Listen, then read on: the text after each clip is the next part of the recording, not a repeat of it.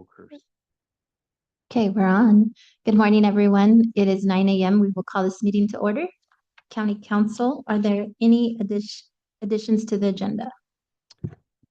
Yes, Madam Chairwoman, we have two items. I think we're pulling item 5C at the recommendation of staff, not to a meeting at a later date. I think we have an alternative that we're going to do for that one. So item 5C on the agenda would be pulled on the consent, and then also item 5, or yes, consent item 5AC. There's a change in the agenda title, but it doesn't change the board letter. So it should be Board of Directors, Special Services Maintenance District 22A, Oakhurst Division, not Table Mountain. So it's Oakhurst Division on item AC. The board letter is correct on that one. Okay, thank you very much. And we will read the closed session items into the record. Thank you, Madam Chairwoman. Yes, this morning's agenda, we have 5 items on the closed session. Item 2A, pardon me, is Conference of Labor Negotiators. All employee organizations are up for discussion. Item 2B is Conference with Legal Counsel, existing litigation. This is the Valley Groundwater Coalition case. 2C is also Conference with Legal Counsel, existing litigation. I won't read all of the parties, but this is the Madera Groundwater Sustainability Agency case. The case number is on the agenda. Item 2D is Conference with Legal Counsel, existing litigation. And this is the post-retirement employment of Guy Rich, as listed on the agenda. And then finally, item 2E is Public Employee Appointment Employment, and the title is Chief Information Officer. Okay, thank you. Do we have any public comment on this item, on any of these items? None online. Okay, we will recess into closed session. Thank you.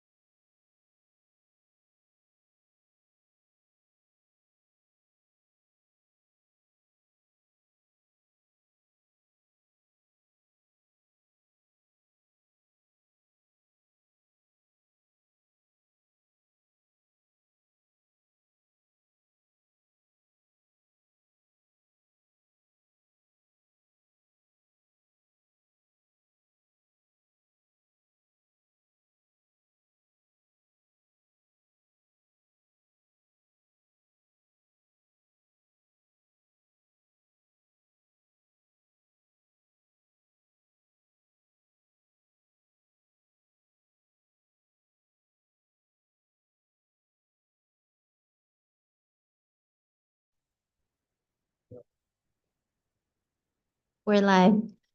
Good morning, everyone. Welcome to the Tuesday, June 17th, Madera County Board of Supervisors meeting. County Council, do we have any reportable actions? No, Madam Chairwoman, there was no action taken on closed session items today. But however, there is unfinished business from the closed session. So after the regular portion of the meeting is adjourned, we'll retire back into closed session later. Thank you. At this time, we will begin with the invocation and pledge of allegiance. We will ask Reverend Joe Alicea from Awakened Church of God to lead us in the invocation. And I'll ask Tanya Say to lead us in the Pledge of Allegiance. Good morning. Always a joy to be here. Psalm 127. Unless the Lord builds the house, the builders labor in vain. Unless the Lord watches over the city, the guards stand watch in vain. Let us pray. Lord, thank you. Thank you for just your goodness, for giving us another day. Thank you for allowing us to gather together to discuss the business of your community, Lord. I pray, Lord, that you just lead these meetings. Lord, lead the conversations, Lord, and guide us. I pray for our communal leaders, Lord, our supervisors. Lord, give them the wisdom to make the right decisions when things are difficult. Lord, I pray for the city and for the county employees, God, and all those who are staffed by Madera County. I pray you guide them and give them strength when the work seems overbearing.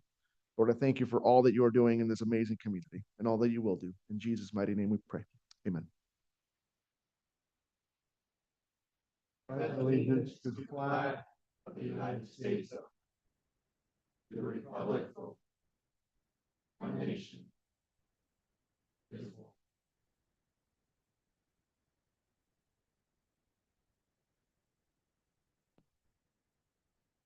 And I apologize, I failed to ask my colleagues if there was anyone they'd like to open and close this meeting in memory of. None? Okay, thank you very much. Public comment. The first 15 minutes of each regular session are set aside for members of the public to address the board on any matter under the jurisdiction of the board, but not appearing on the agenda. The board will not take action on any items presented under public comment. Speakers are limited to 3 minutes. Anyone addressing the board is asked to print their name clearly on the speaker sheet at the podium and state their name and county of residence for the record. And as Amy's coming up, I wanted to share that as I was entering the building this morning, I saw her in the parking garage helping a staffer get a kitten out of their car.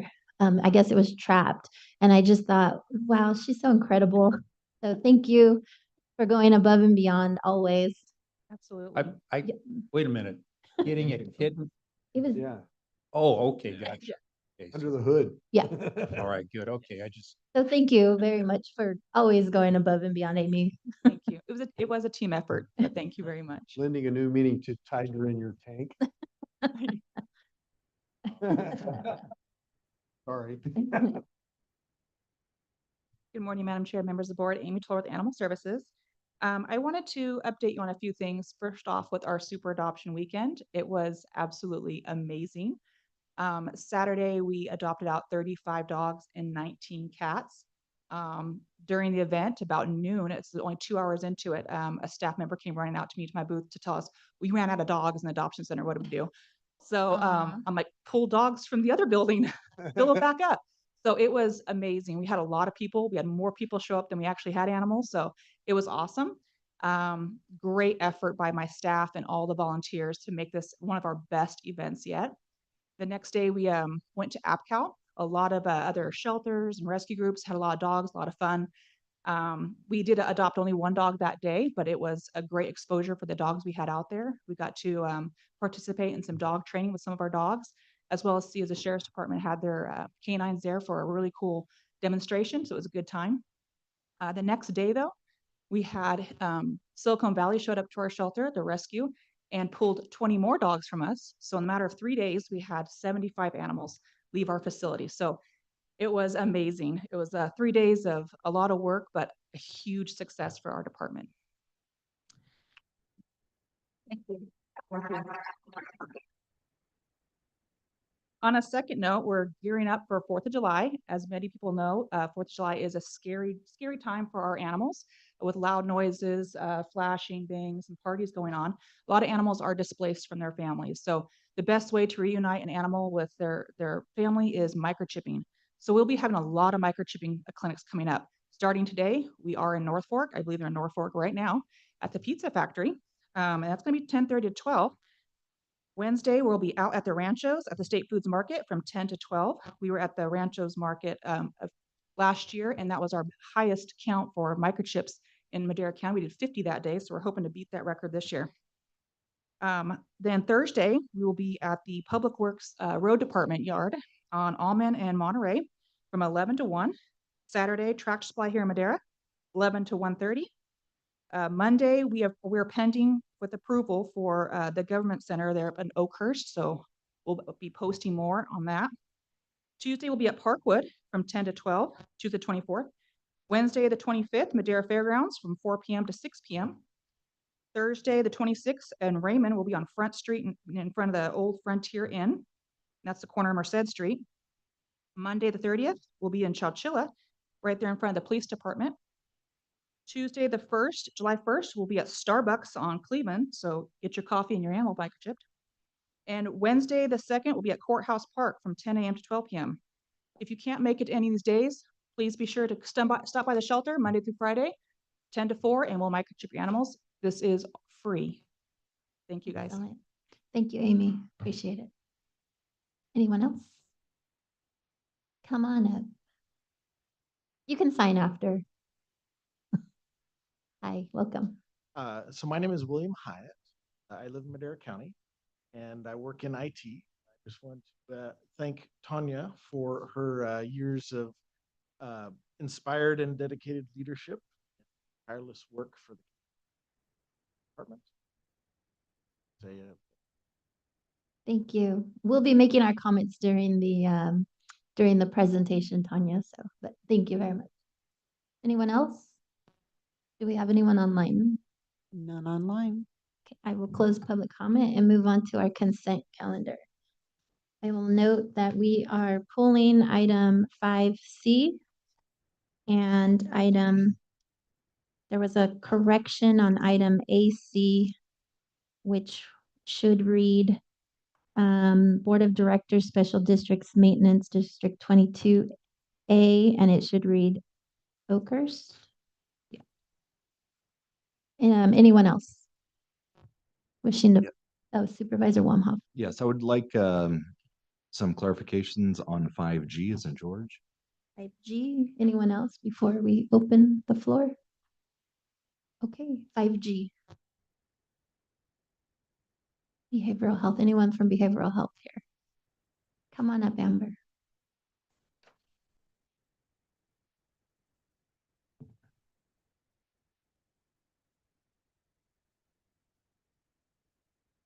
Hi, Amber, thank you. Some of these, so with this agreement, I know it's a multi-year agreement. It's a big dollar amount, $1.59 million. And it's my understanding that this is all tying into a lot of the contracts that we're doing regarding homelessness and housing and working with CAPMC or social services, behavioral health. And so with this, I read through, the agreement regarding this is after hours crisis stabilization. Is this part of the task force that is going to be housed at the sheriff's office in addition to the other partners, or is this a standalone separate thing that is going to be kind of ad hoc from that task force? This is a standalone separate contract. That's gonna be different than who are at the sheriff's. I believe the sheriffs are gonna have AB 109 staff there. This is a completely different contract. Okay, because it's my understanding that CAPMC is going to be involved in that task force as well. But so how does that actually work? How does the rubber meet the road with this program? Because how do they get called? Are they called from deputies? Are they called from family, D, all of the above? I saw some of the response times were between an hour and 2 hours. How does this actually work in the field? So Can we you have a describe? crisis line that anybody can call. And it would go to, we also have like Alameda After Hours that can connect to this service. I'm not sure on the logistics yet because they're working that out and doing all the credentialing. But yeah, you would call a hotline, anybody can call us, a worker can call, sheriffs can call, and we can get somebody out there to help with crisis services. So it's just for after hours when we're not there 8 to 5. We're going to handle our own crisis during the 8 to 5 hours. Afterwards, we'll have this team, Cornerstone Family Services, come out and provide that service. Okay, I have, Do we have someone from Cornerstone? Are you from Cornerstone? oh, come that would on be up. help, that would be helpful. Yeah, thank you. Hey, good morning, Madam Chair and Directors. My name is Shelley. I am the Director of Cornerstone, and you're asking about logistics a little bit. Maybe I can explain a little. We do have an office centrally located in Madera. We also have one in Madera Ranchos. We actually have offices spread out across Central Valley. Not a lot of people know that. We have an office in Visalia, Fresno, Madera Ranchos, Madera on Howard. A lot of people know it as like where the round table is, but we're right in there. And then we also have offices in North Fork. Our main office is in Oakhurst, along with an office in Mariposa and Merced. So as far as logistics, we do get dispatch from Alameda County. That call goes directly to one of our 2 supervisors that are on call throughout the night. And then our supervisors dispatch a team. So we'll have 2 teams of 2 people down in Madera for the city of Madera, and 1 team of 2 people specifically for Eastern Madera County. Our response time is up to 1 hour in the city of Merced, depending on where the team is located at that time that they get dispatched. But we always try to make that response time a lot quicker. In outlying communities like North Fork, Chowchilla, the response time might be up to 1 hour and minutes, as stated.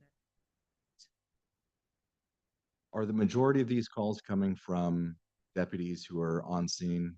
So we get a mixture of calls. We also, I'm head of service for Mariposa County for hours as well.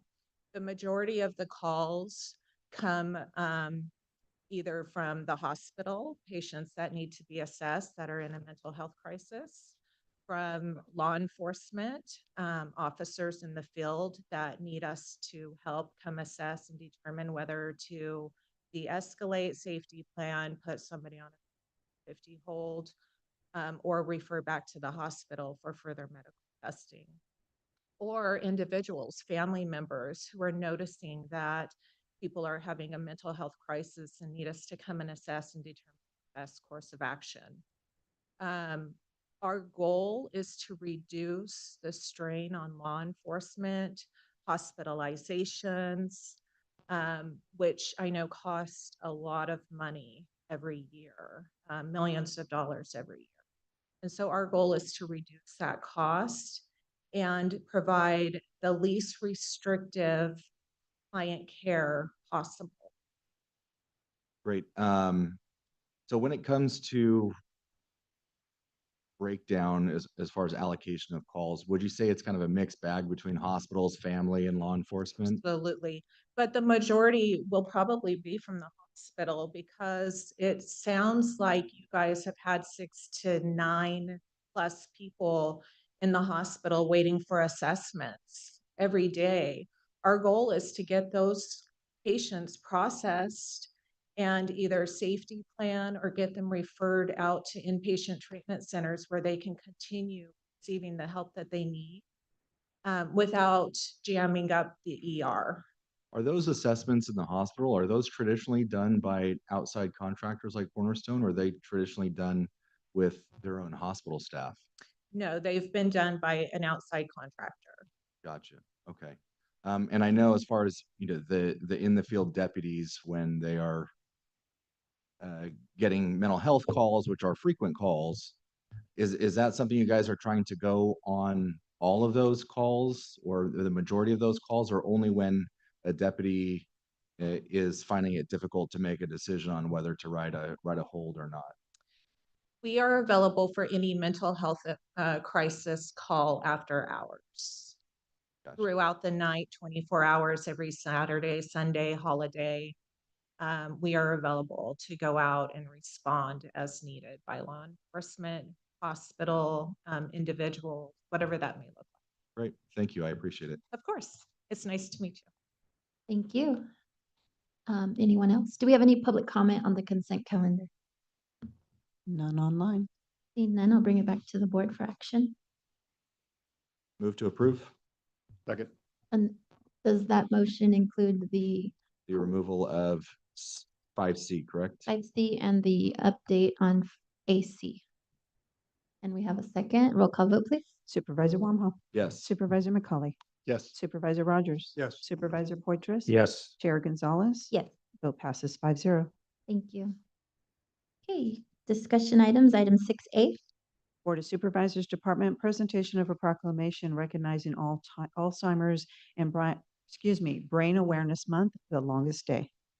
Thank you. This morning we have with us Mario Peña with the Alzheimer's Association. I had the opportunity to meet with him a few weeks ago to discuss the longest day, which is this Friday, in conjunction with the kickoff, I guess, of Alzheimer's Awareness Month. So if you want to provide some information, Mario. Absolutely. Appreciate it. Good morning, Madam Supervisor, Board of Supervisors, and our constituents, both present and watching online. My name is Mario Pena. I am the Director for the Alzheimer's Association, representing for the Fresno regional area. And on behalf of the Alzheimer's Association for the Northern California and Northern Nevada, we are extremely honored to accept this proclamation recognizing June 2025 as the Alzheimer's and Brain Awareness Month, and of course, Tuesday, June 20th, as the longest day.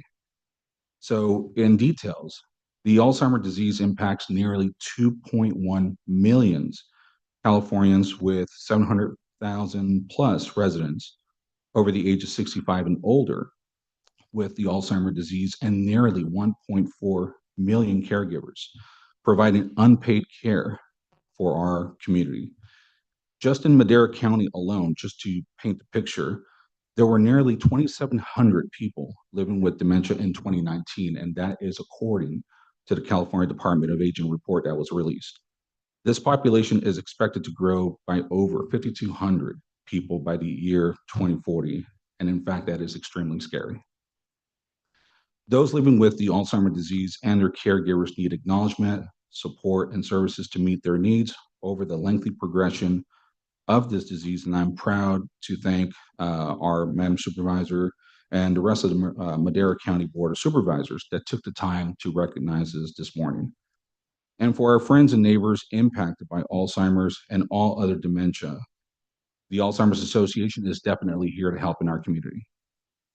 We also have a 24/7 helpline, and that number is 800-272-3900 to connect with one of our master clinicians for confidential support in over 200 languages, which is amazing.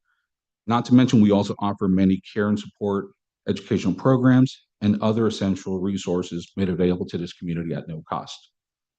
I also hope that this community and, of course, Madera County will also consider joining us in this year's Walk to End Alzheimer's, representing the Madera County and Fresno County on Saturday, October 18th at Woodward Park in Fresno, where we will walk to raise awareness funds for Alzheimer's care, support, and research. And for those that who have never attended our Walk to End Alzheimer's, we also have such a beautiful promise garden that we call, and we have various colors which represents a deeper meaning for this community. So for instance, let's say if someone has lost someone through the disease, they would receive a purple flower. Those that are currently living with the disease would receive a blue flower. Those that are caregivers would receive a yellow flower. Those that support the cause and mission would also receive like an orange flower. But there's one specific flower that we usually hang on tight close, but it's not made available, and that is a white flower. And normally that white flower is carried by maybe by a young child, child right there, that leads to walk. And that white flower represents the promise of hope that someday that we might be able to cure this disease. So that's one of the reasons why we are in this mission is to make sure that we find a cure, eventually. But in case if anyone wants to learn more information about that walk, they're welcome to call our helpline. Once again, that's 800-272-3900 or our website at alz.org/walk. And with that, I just want to thank everyone in the community, and we definitely look forward to serving your constituents for many years to come. Thank you. Thank you, Mario. Do any of my colleagues have any comments? Well, just on behalf of the board, we want to thank you for all the work that you do. It's incredible, the work. We want to thank you for garnering that support and continuing that research. So on behalf of the board, we have this proclamation we'd like to present to you. And if my colleagues will join me.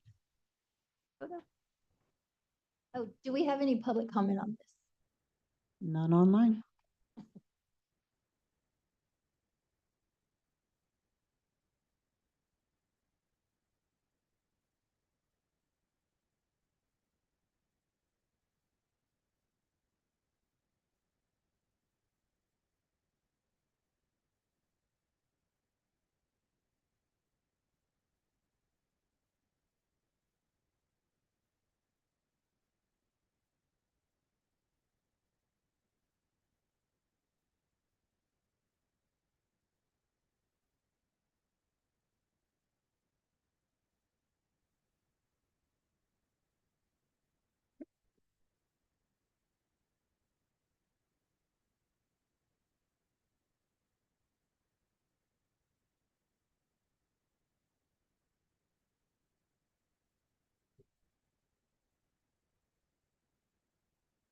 Next item is 6B. Board of Supervisors Department, presentation to Tanya Say for 33 years of dedicated service to the County of Madera upon her retirement.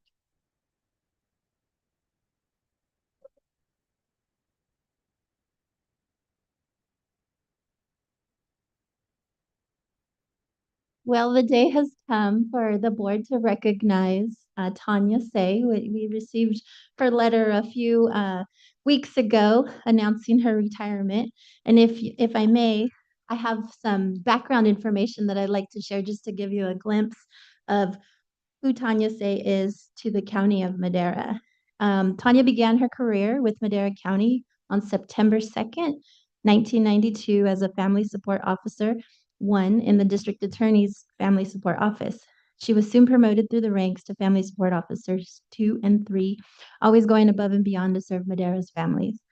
On July 1st, 1996, she advanced to the role of Staff Services Analyst 1, and shortly after, on August 1st, 1997, she became the Assistant Family Support Administrator, continuing to demonstrate strong leadership and compassion. On November 6, 2002, Tanya was appointed as the Director of Child Support Services, where she served with distinction for over a decade, strengthening programs, building partnerships, and leading with heart.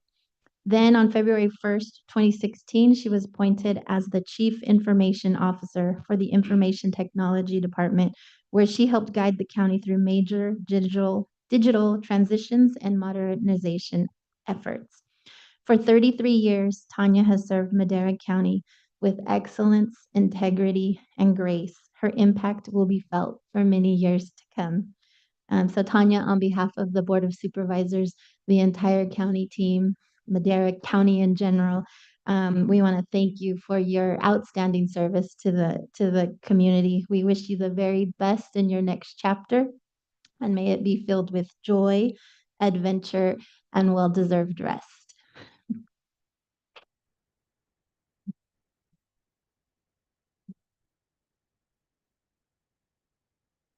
Well, any of my colleagues.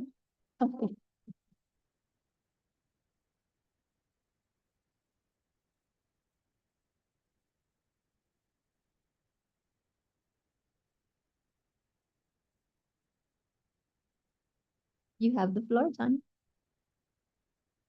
Guess it's on. Tanya Say, Chief Information Officer. I want to thank the board. I want to thank the board for all of your support over the years. I want to thank County Administrative Officer Jay Barney. He's been an awesome boss. His leadership is second to none. I want to thank my family for being here today. My two little granddaughters, Lila and Eliana, they're going to replace you as bosses. They're going to be my next bosses right there. I know about that. And I want to thank my awesome, awesome information technology staff. We've weathered a lot of storms. Some of you have been there with me for the entire 10 years, others in various lengths of time. You're all very special to me. You all have done incredible work for the county. And you are in very, very good hands moving forward with the staff still in place. Thank you so much. And it's been my pleasure to work and serve at the pleasure of your board. It's been my pleasure to work here. And it's been a great place. 33 years. Both my kids were born here. So Yeah. thank you. Congratulations. And do any of my colleagues have anything? Supervisor Roderick. Tanya, it's just been an honor working with you, and for the last 16 years I've been here with you. And as I've observed your leadership, your skill, you're one of those people that could just go into any department and do what needs to be done. You have such managerial ability and such outstanding ability to disseminate technical information and kind of fit in wherever you need to be. You're that dream employee that everybody looks for, that can do it all and take care of it all, and then at the same time create such an environment that everybody loves you. And that's what you did to us. Now you're leaving and you're going to make me cry. And that's not easy. We really do appreciate you. God bless you. I hope you have a wonderful retirement. Thank you. Thank you.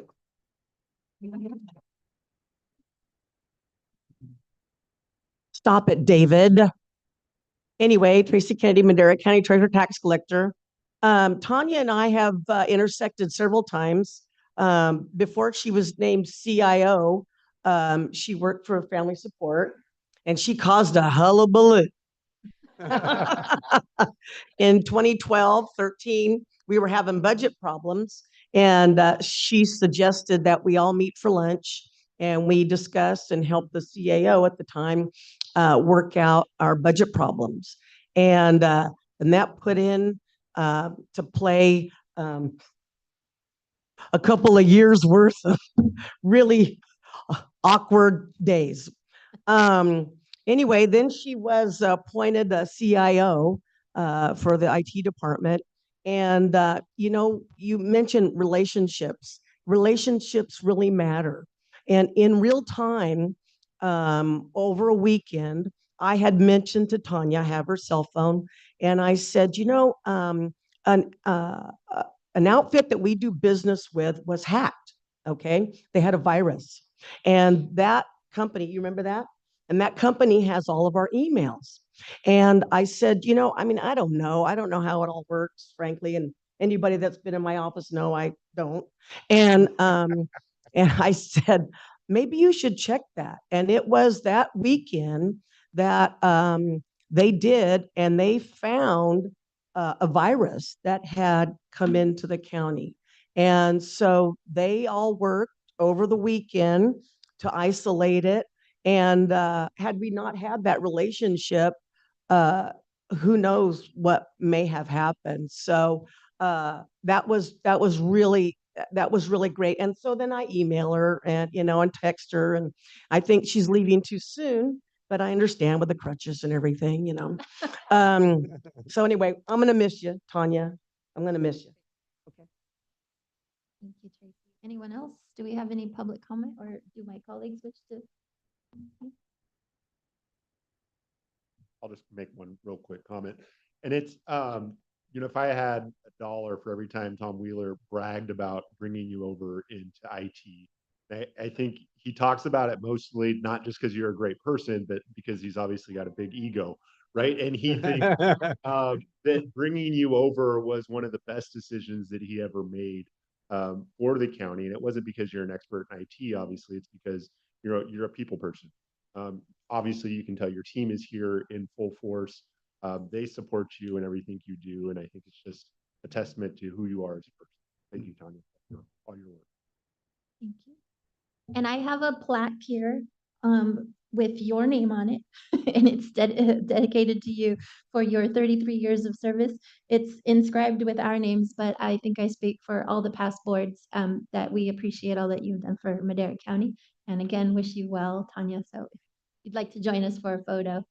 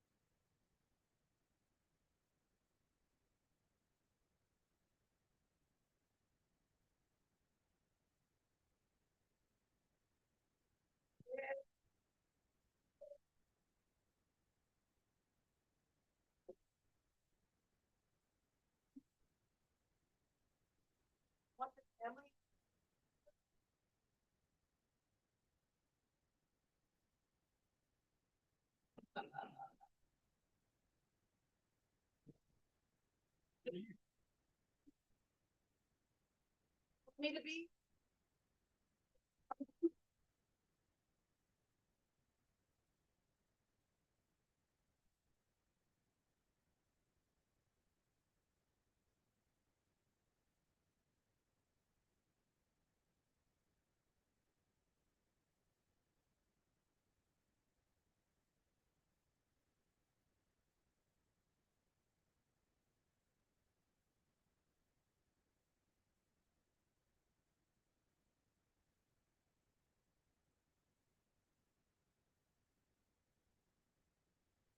How with the team?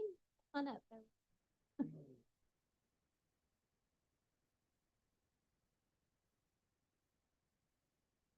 Build a pyramid. Forty's in the front. I'm going.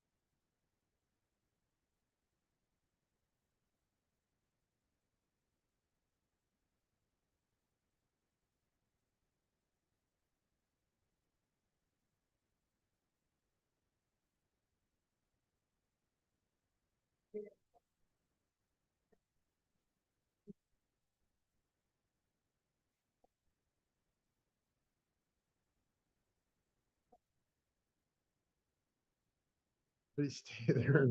And as a friendly reminder, Tanya's having an open house in the IT department later on today from 2 to 5, 2 to 4. So all are welcome.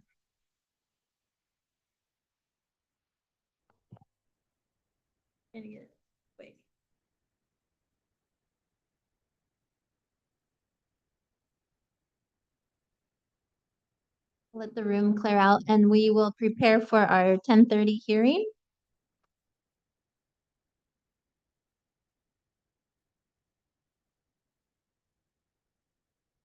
Mm.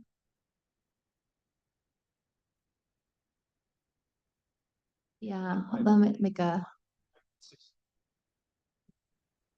Yeah, I know. We'll let the room clear out. I want to apologize in advance to the DA and to probation. We're going to do our 10:30 hearing. This is approximately 20 to 30 minutes. So just giving you a time frame. 7A. Public Works Department Engineering Services Division Solid Waste Management Update, presentation of the Madera County Solid Waste Management Update, discussion and consideration to adopt a resolution approving new solid waste collection services and associated rates with county franchisee Madco disposal service effective July 1st, 2025. Discussion and consideration to adopt a resolution approving a new new disposal services and associated fees for non-contract self-hauling disposal at the Fairmead Landfill and Norfolk Transfer Station effective July 1st, 2025. Good morning, Madam Chair, members of the board, Dominic Tyberski, Madera County Public Works Director.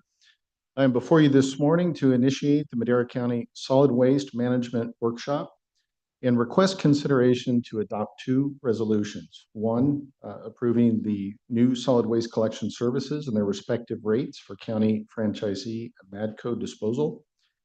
The second, approving new disposal services and their respective rates for self-hauler disposal at the Fairmead Landfill and North Fork Transfer Station. If approved by your board this morning, these changes would be effective July 1st, 2025. The last solid waste workshop was held by Public Works in 2022, and much has occurred over the last 3 years. Items of discussion for this morning are SB 1383 compliance update, landfill and transfer station changes, illegal dumping task force update, franchise partner updates, and financial review and proposed rates. Before I get into the presentation, I want to take a minute to recognize the solid waste team. Jared Carter, Deputy Director, who's at the table. Boom Putavong, Solid Waste Manager. Unfortunately, he was unable to attend due to a family emergency. John Carlton with HDR. He's our trusted solid waste consultant. Tetra Tech team provide landfill engineering and gas collection systems, also not present. And Madco, which is our mountain area franchise hauler, and Red Rock, which is our valley franchise haulers. They both have representatives here to speak today. So at this point, I'm going to transition to the table and we're going to start the slideshow.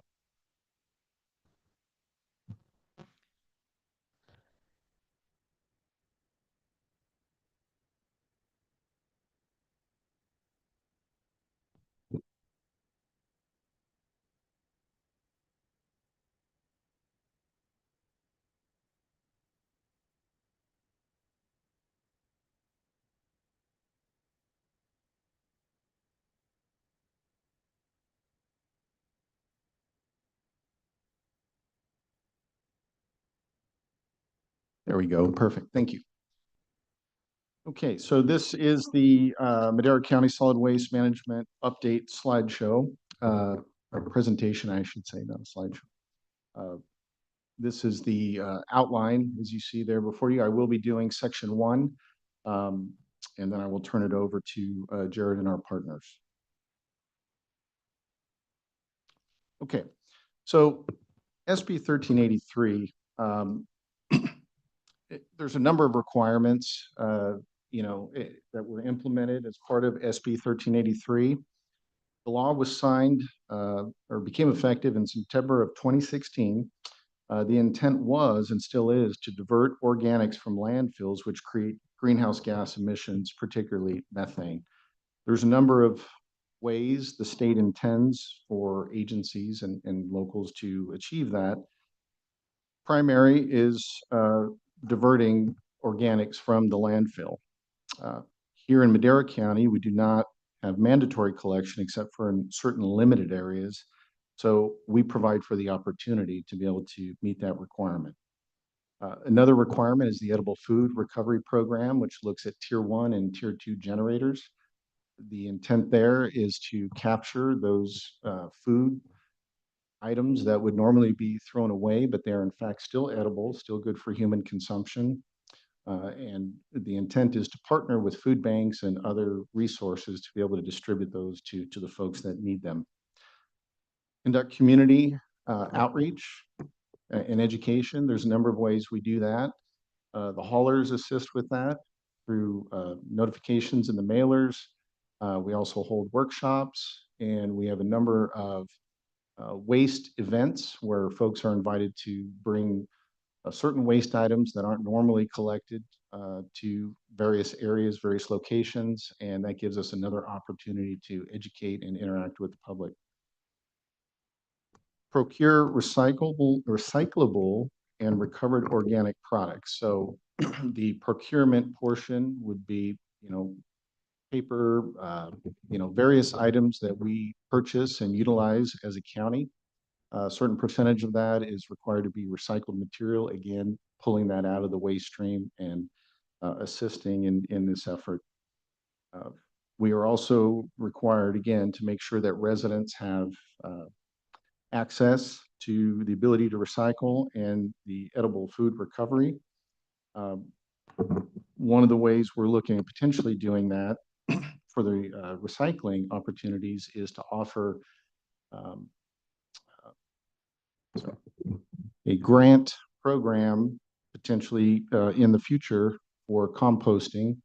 And we're also partnering with locals to potentially provide some training and services. Those aren't things we're doing right now, but those are some of the things we're looking at to work towards full compliance with 1383. And lastly, monitor compliance and conduct enforcement. Waste review is being performed by the haulers.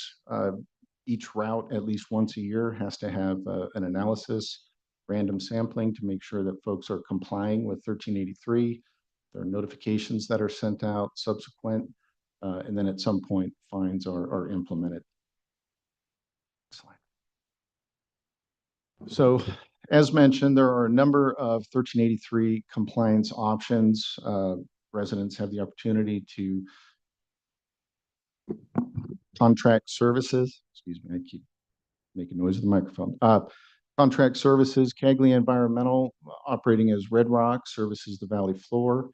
Amadco services our mountain regions. There's also the opportunity for self-haul. Folks can transport it to the Fairmead landfill or the North Fork transfer station. And those are not exclusive, so they could take, their refuse anywhere they like.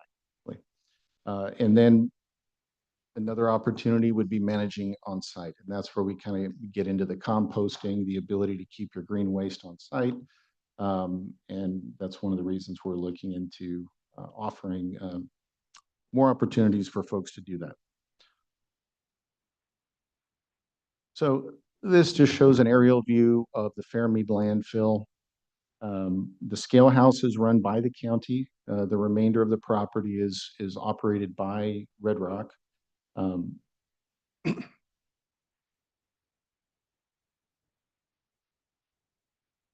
This shows an overview or an aerial photo of the North Fork transfer station.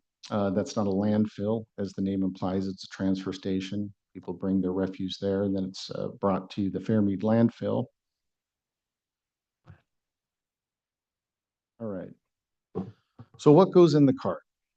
So pretty much anything that is or was living, with the exception of animals, food waste, green waste, any organics that have the potential to break down and through the decay process emit greenhouse gases. That is what is intended to go into the green cart.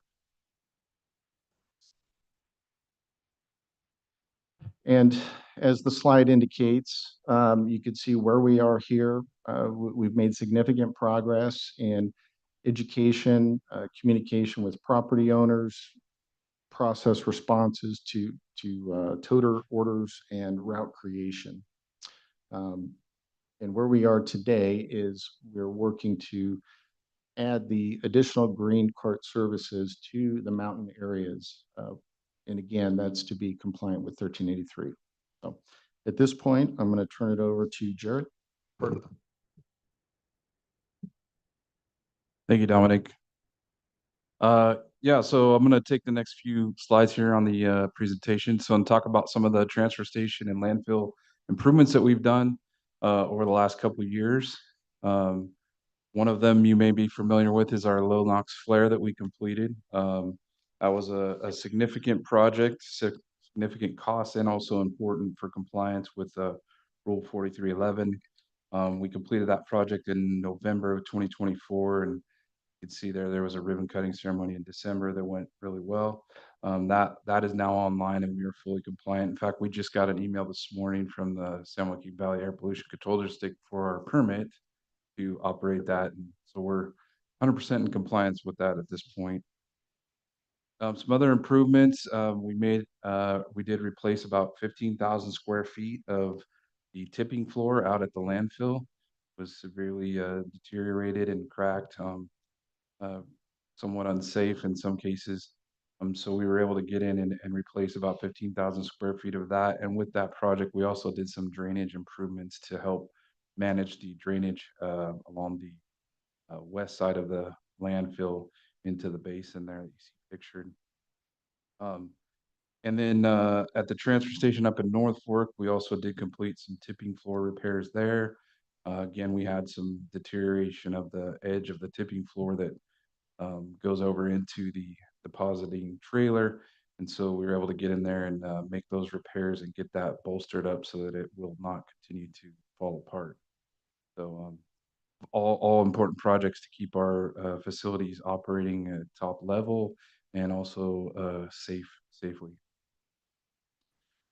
Currently, the most current project that's actually in process right now is what we call the South Road Improvement Project. It actually includes the east side of the landfill there, as you can see in the highlights. And really the purpose of this project is to address the southern road boundary along the southern boundary of the landfill, which is a major route that folks coming to the landfill and our haulers use. There's a significant amount of impediments there with tanks and gas lines and things that we're moving out of the way so that we can kind of reconfigure that roadway so it'll be a full open road and much safer to travel. With the project, it also will include a force main leachate system that will push the leachate to a pond, which is in the upper right corner. And what that will do is eliminate the requirement or the need to have above ground tanks where we're storing leachate now and having to constantly empty them out. So there'll be an operational savings once this project is done to take away that extra work that's having to happen right now. I'm going to talk a little bit about our illegal dumping task force. We did I've just kind of started trying to kick off this group. Obviously, I'm sure everybody's aware that illegal dumping is a significant problem really everywhere. Um, we've convened a group of stakeholders with Public Works, the Sheriff's Office, Forest Service, our code enforcement, folks who can assist with this effort. And really the goal is to try to come up with a collaborative effort on how we can attack the illegal dumping in the county. There is a state level illegal dumping task advisory group that we have access to and can get resources from them. A lot of good information. There's subcommittees with that group that focus on specific areas of how to combat the illegal dumping. And you can see there on the slide, there's kind of this acronym PACE, which covers sort of the four main areas of how to attack that. We've done pretty good with the abatement and cleanup. We've come up with a pretty good process with both the haulers using the illegal dumping allowance we have in our franchise contracts that were approved. We use our service request system and those go to the haulers to go clean up those things. And we've had some significant cleanups just in the last couple months. I know that here in the Valley, Red Rock cleaned up a wrecked RV on the side of 99 south of here, and there was a pretty big cleanup up north of the city here that happened. So that process seems to be going pretty well, and we're going to hope to improve on that as we move along and get more folks involved. I think the enforcement is probably the biggest part that we're having to figure out how to tackle. There's a lot of parts to that when it comes to how to document and be able to go after the folks who are performing this illegal dumping. So with that, I'm going to go ahead and invite up our first franchise partner, Madco. Let them talk a little bit about some of the things going on in the mountain area. So Ashley. Good morning, everybody. Ashley Smith, the Madco Disposal. Nice to see you guys. We don't get down here too often. Couple of things we were going to touch on is going to kind of describe the photos that are attached there. The first one is up there in Goat Mountain, which is up on Road 426. That's one of 3 boats we had to remove for the people up in the mountains. It's basically called the shooting range, where people go up there and shoot guns. And apparently the other thing they do is they dump their trash there before they shoot their guns or afterwards. So that was a significant cleanup event that cost thousands of dollars. Unfortunate that it happens, but part of our franchise agreement is to, as Jared noted, to clean up illegal dumps that are on the side of the road that get reported in. So did another one there last week. Looked like maybe the transfer station was closed, so someone thought they'd just dump it on the ground. And it is a situation where we do get identifying addresses and names when we do these cleanups. Not just one. I mean, it's if you're going through it, you get probably 10 bits of evidence, describing where the address is, and how we tackle that from there with them getting some sort of violation report or fine would be helpful down the road. But like Jared said, there is a task force getting put together, and I commend him on kind of structuring that. And hopefully down the road that's going to help. The second picture there, that's at Wasuma Elementary, which is the school in Awani. We did a Earth Day, sponsored the Earth Day there again this year, and we brought a race car that we have that's luckily enough sponsored by Madco, and we basically got their attention with the car, and then we basically had little surveys and questionnaires for the kids to fill out, different kind of environmental questions. So that was very successful. Other stuff that we're doing right now, one of the big things we're doing right now is rolling out the SB 1383 program.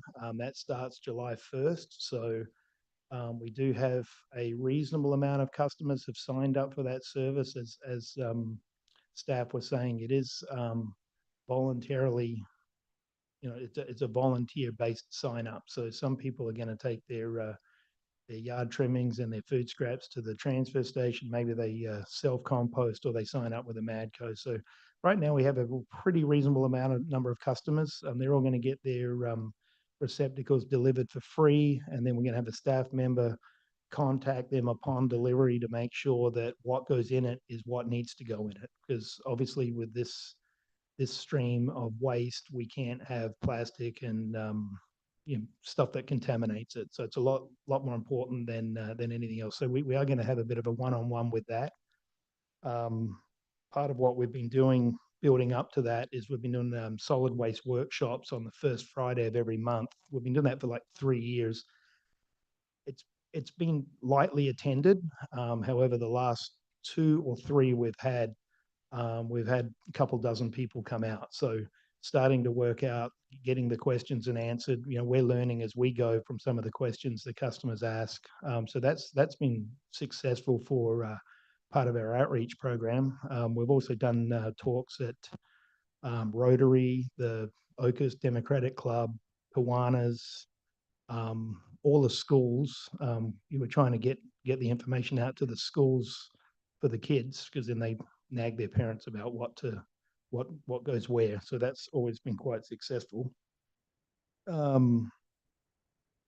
Part of the challenges we've had over the last year, they're pretty much the same every year. Employing people up in the mountains is always quite difficult for commercial truck drivers.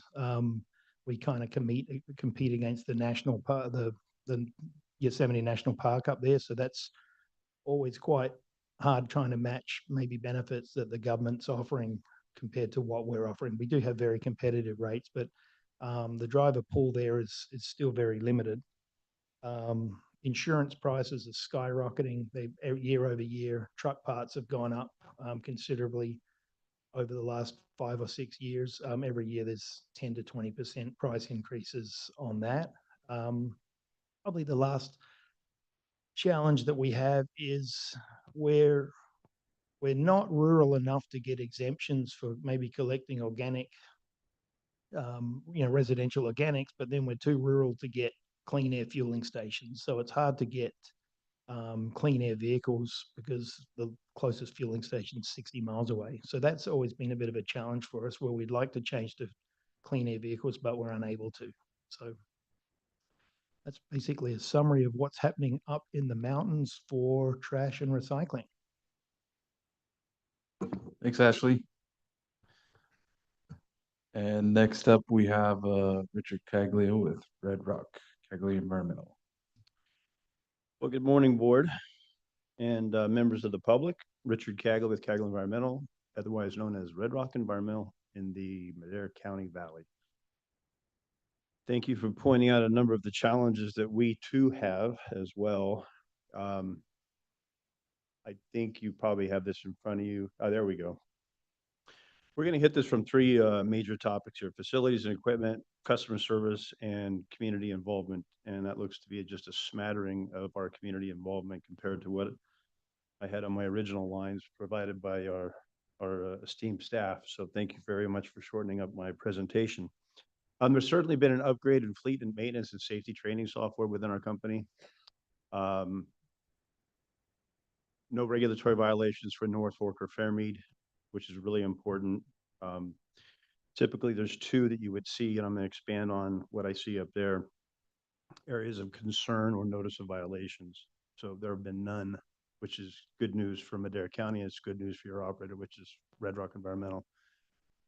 For the last 3 years, no fires, no major fires, landfill, Fairmead, or North Fork. And I will do say that we see a number of fires down in Fresno at our carts recycling facility. And I'd have to say that the number one fire creator is lithium ion batteries. Always a challenge. People throw them in their trash, people throw them in their recyclables, and it's just absolutely ridiculous. And they ignite on little impact with equipment and even operators that move material around. Last one we have here is we've had some major, as you've seen on the earlier presentation, major facility upgrades to North Fork Transfer Station, including an office remodel. So we kind of took the old trailer that was there, operated it for a number of years, and then finally did a complete remodel of the office up there, which is significant and has increased morale up there at North Fork. And it's actually kind of made it a little easier to find new employees to work, because the old working conditions compared to the offices that we took over were subpar, so to speak. This number looks low to me, but I'm just going to repeat what it says. On average, we handle at least 133 calls a day. It seems like some days they peak at higher numbers than that, but we've got some data to back that up. Since 2024, we've have over 1,400 new starts in services.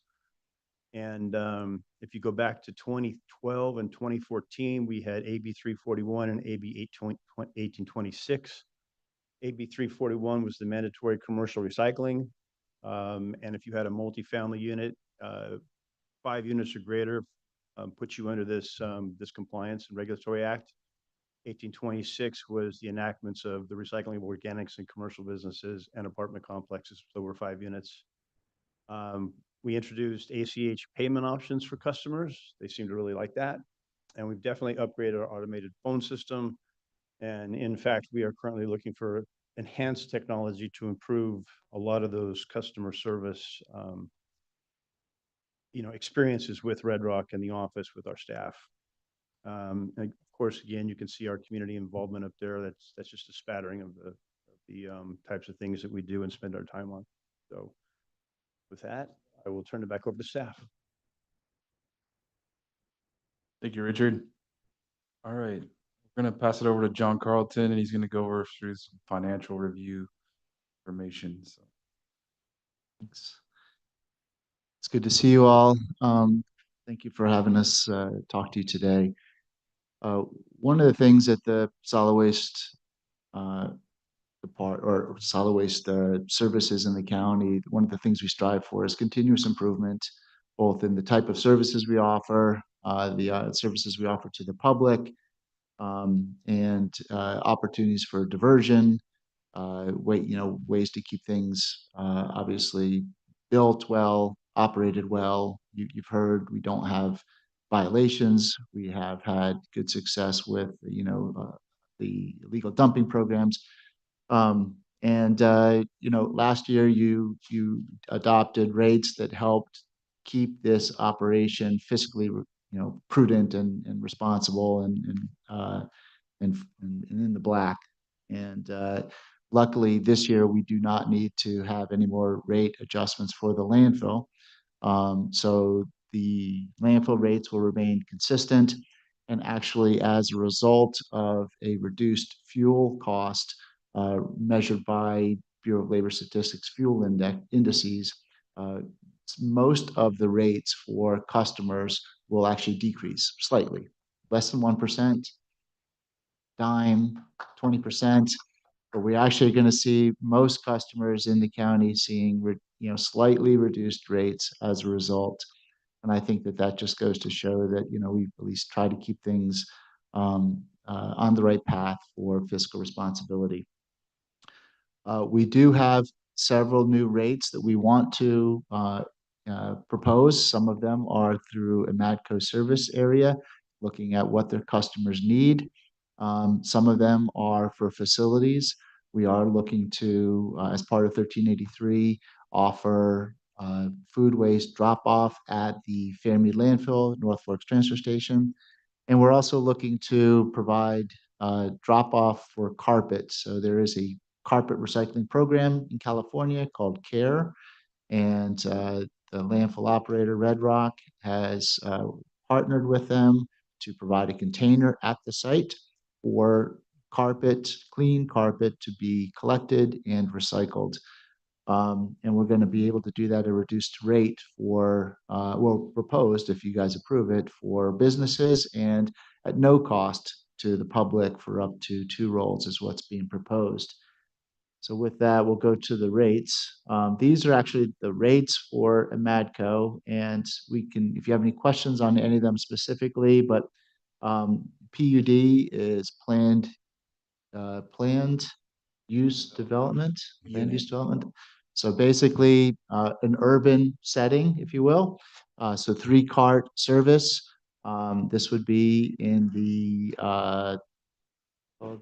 preserve area, which is in the MADCO's territory. It's only a few houses there now, but as the that development increases, it will be a mandatory collection of 3 carts. So that is the rate that's being proposed there now. Just to note that rate is the same as what Red Rock is charging for their PUDs. So we have a very consistent rate structure for the PUDs.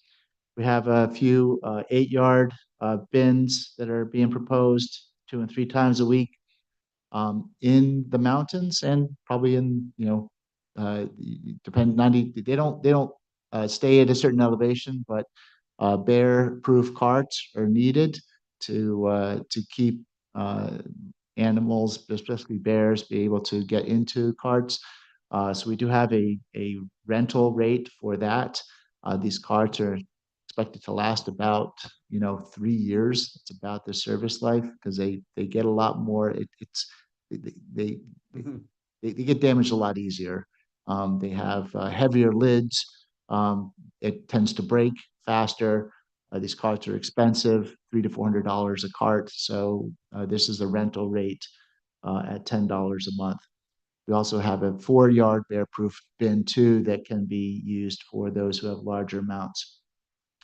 For customers that overflow their containers, which is a problem, we want to make sure MADCO is asking for an extra waste charge. So that is essentially an estimate of about 1 yard of material. If it's overflowing the container, MADCO has to make sure it gets picked up, but they want to charge that fee. So we want to make sure people don't put waste overflowing their containers, but if it does, that's what that is for.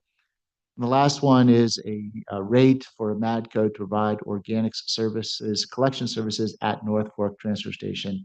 So they're looking to provide approximately 6 carts up there, or up to 6 carts, depending on the participation. If more is needed, more will be provided. And the Madco will provide a weekly service for that. And that is that rate structure. Yeah, just to clarify on that, so that, those are the carts that we would have at transfer station for folks to self-haul to. Yeah. So they would be able to come to the transfer station and deliver their organics to the transfer station. So they'll be lined up during the day. When people come in, they can drop off the material. So the next slide is what we're proposing as a rate structure for the organics and carpet. We want to promote diversion. We want to promote an economical way for people to participate in 1383. We want them to subscribe for service if that makes sense for them. We want to ensure, I think that's probably the most convenient way for them to participate in service. But for those who want to self-haul, we want to offer that option at both Fairmead and North Fork Transfer Station. Our proposal to you is to not charge for businesses or residents to utilize that service, limited to food waste only, limited to a cart's worth of material, up to a cart's worth. So we don't want people bringing in, carts and carts of material at one time. It'll potentially overrun the system. We want to make sure the material is clean, no contamination, especially plastic bags. That's going to be a big problem. Make sure people can bring it in a plastic bag. They just have to empty it from the plastic bag into the container. The customer must load the material into the cart themselves, so it shouldn't be a problem, but they have to do it themselves. And we think that will at least offer an economical way for those who want to self-haul to do it at those 2 locations. For carpet recycling, we worked with Red Rock to come up with a structure that we think will work. We had a lot of debate on this, so this is the result of that. We're proposing no cost to residents to participate. So again, if you have a carpet, you dig up a carpet in your house and you want to bring it, you're allowed to bring it to the landfill free, up to 2 rolls of carpet per visit. So you can come multiple times if you want, but it's 2 rolls per visit at no charge. Carpet from businesses will be $40 a ton, which is a discount off of the rate that that otherwise would pay for disposal. So this allows businesses to come in with a lot of carpet if they want. If it's a remodeling company and they want to divert the material and pay less for disposal, they can separate the carpet out, bring it in, and load it. They have to load it into the container themselves. They have to stack it into the container, and it's only currently available at Fairmead. We're going to see how this program works and hopefully be able to look at options for North Fork, but space constraints might be a little bit more challenging up there.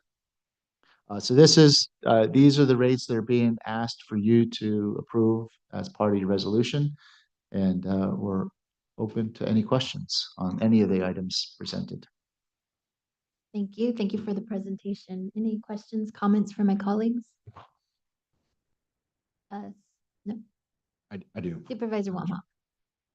Regarding the excess waste charge, I know that when people overfill bins, they can be dangerous and those types of things, but I am curious as to how that actually works. Are they still taking the waste even though it's overflowing? Are they separating them? I think maybe one of the haulers can tell us, but wouldn't it be easier just to skip them and charge them to come back when it's not overflowing versus charging them an excess fee? Because, people are going to get their tape measures and say, well, my bin was open this much and they took it, and then it was open this much and they didn't take it, all these types of things. And I've seen atrocious pictures of trash severely overflowing where clearly no hauler is going to take that. But I'm going to ask Madco to come, but I'll put my own 2 cents on the matter. One, we want to make sure waste is collected. That's first and foremost. And I don't think skipping a waste collection will do you service as a county, to have waste not collected. So waste overflowing bins attract animals.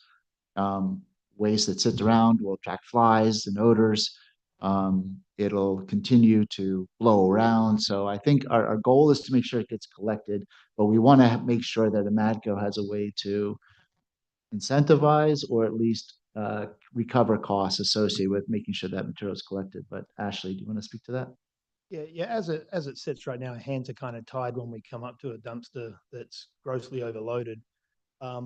Probably there's two of my main concerns with it is when you dump a over full dumpster, you're definitely going to get debris on the apron of the truck. Depending on what part of the season, at no point is it safe really having to climb up over the front of these, they're cab over trucks. So you're basically climbing up over the front windshield, then you're standing on a kind of a tapered, slippery steel piece of metal. So in winter, absolutely hazard. In summer, it's not a whole lot safer. So you do make a mess when dumpsters are over full. If they don't get all the debris off, then it's going to blow around into the community. So very tricky to dump an overfull dumpster. Right now, we basically don't have a mechanism to do anything for the customer. If we do leave it, inevitably, logistically speaking, that makes it tricky for us. Then we got to kind of go back out where you kind of streamline to where your routes are set up to go in certain directions in certain areas to make efficiency a priority. So it's probably better to try and dump it when you're there. When we do have overloaded dumpsters, our staff will contact the customer. Basically, the price we're kind of looking at there, it's a juggling act of how much does a yard of waste weigh.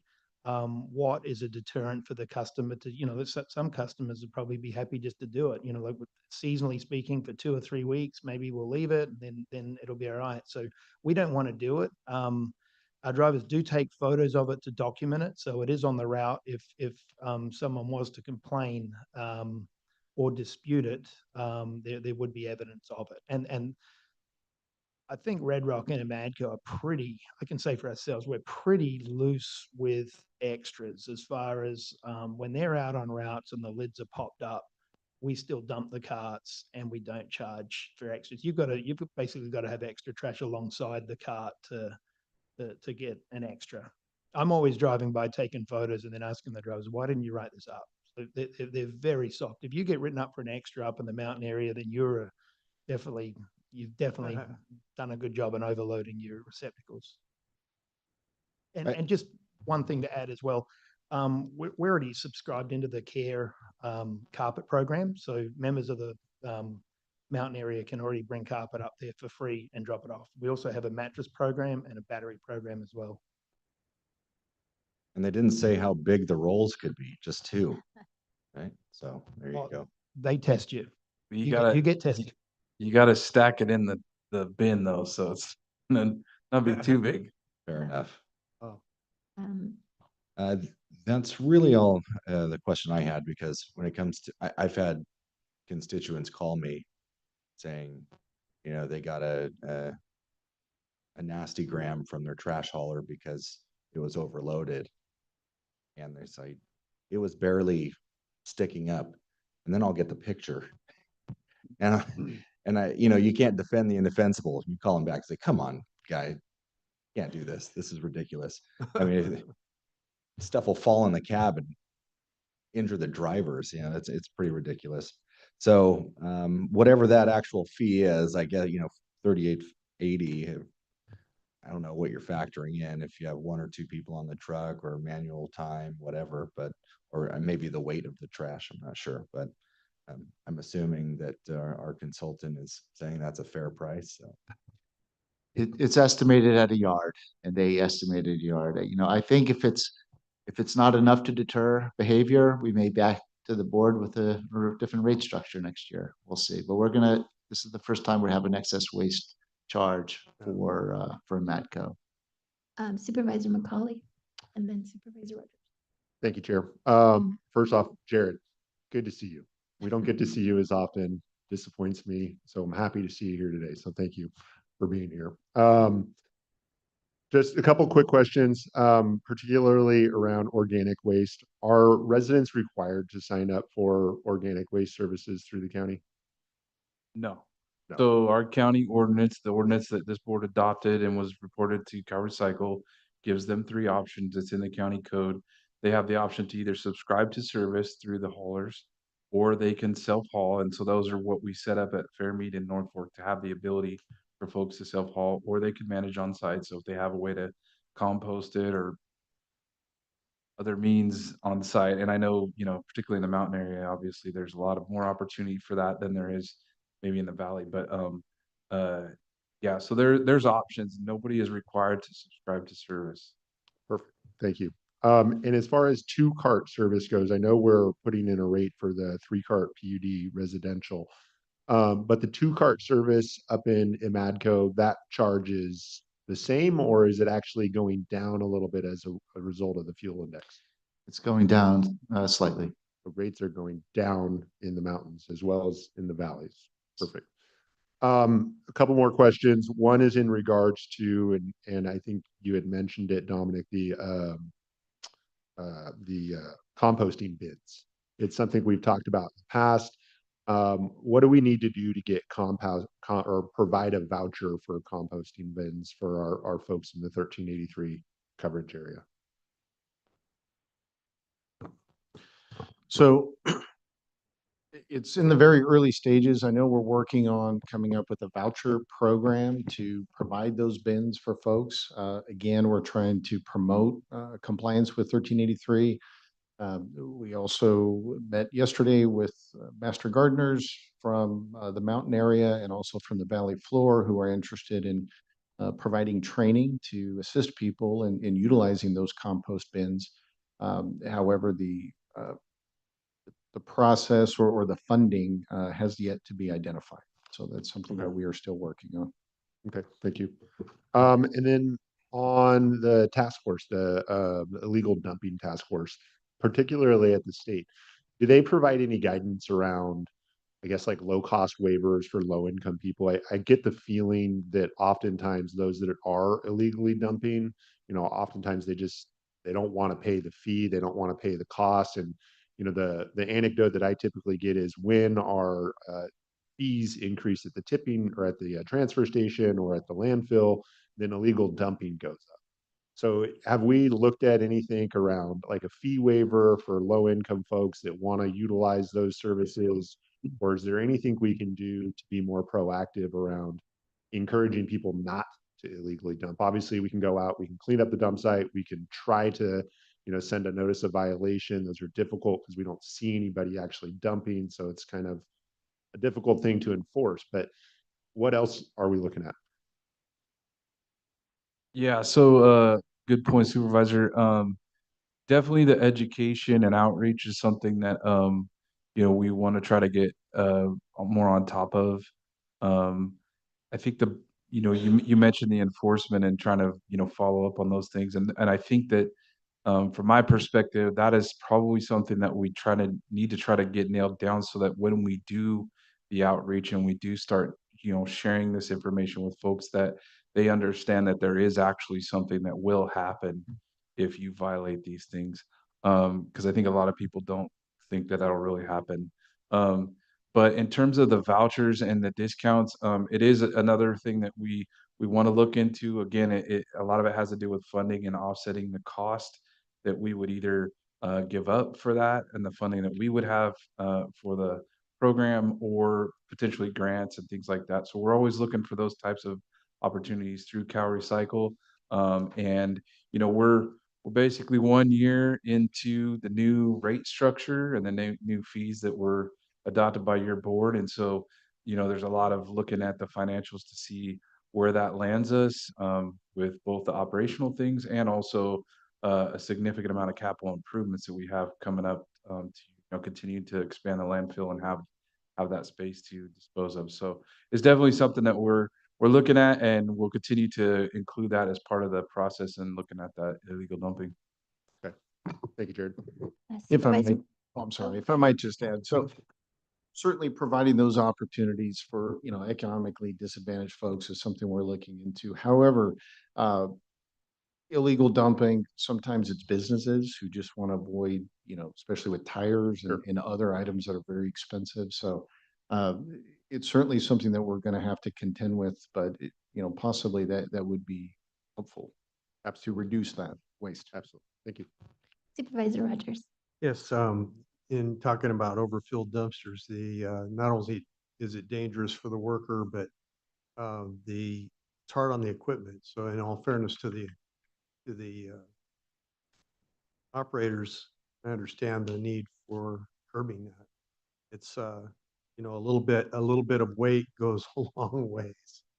And when you start adding that up, it also increased their cost at the landfill. So if you had 50 overloaded carts, that starts adding up real quick to a lot of tipping fees.